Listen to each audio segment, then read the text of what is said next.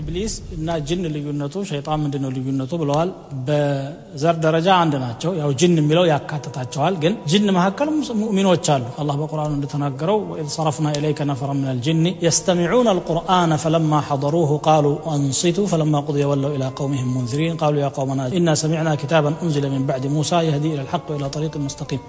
የጅን ጀማዓዎች ነብዩ ሰለላሁ ዐለይሂ ወሰለም መተው ቁርአኑን ሰምተው ከሰሙ በኋላ ደግሞ ትክክለኛ ኪታብ ከሙሳ በኋላ መውረዱን ሰምተናል ወደ ትክክለኛው መንገድ ይመራል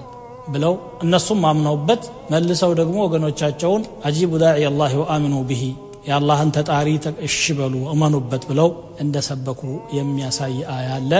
ቁል ኡሂየ ኢለየ أنه استمع نفر من الجن فقالوا إنا سمعنا قرآنا عجبا يهدي إلى الرشد فآمنا به أسقرامي قرآن سمتنال وده تككلنيا من قد يمارال إنيا سلزي آمننبتال آلو إلات سلزي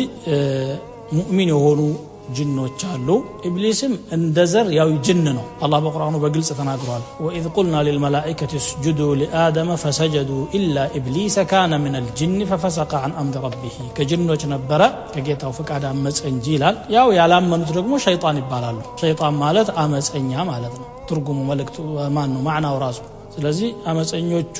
ሸይጣን ይባላሉ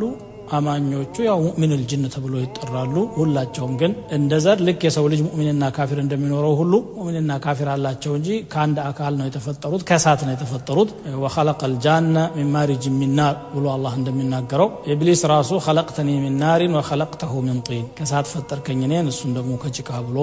እንዳለው እሳት ናቸው ማለት ነው መነሻቸው አላህ ከእሳትም ሩህ ያለው ነገር መፍጠር ይችላል ከጭቃም ሩህ ያለው ነገር መፍጠር ይችላል ጥበቡ ከሁሉም በላይ ነው